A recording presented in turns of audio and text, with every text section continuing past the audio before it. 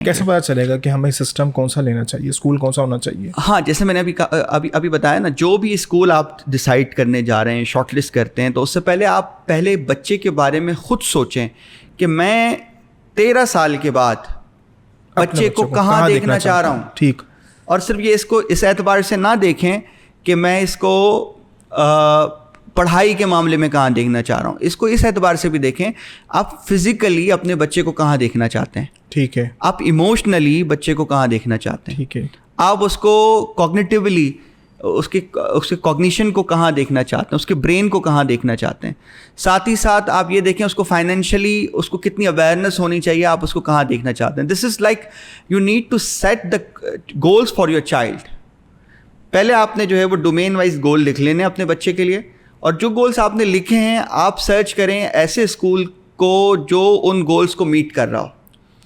آپ وہ گول انلسٹ کریں آپ نے, پھر آپ نے دیکھا کہ کون سا اسکول ہے کہ جو میں نے جو گولس لکھے ہیں اس کو میٹ کر رہا ہے.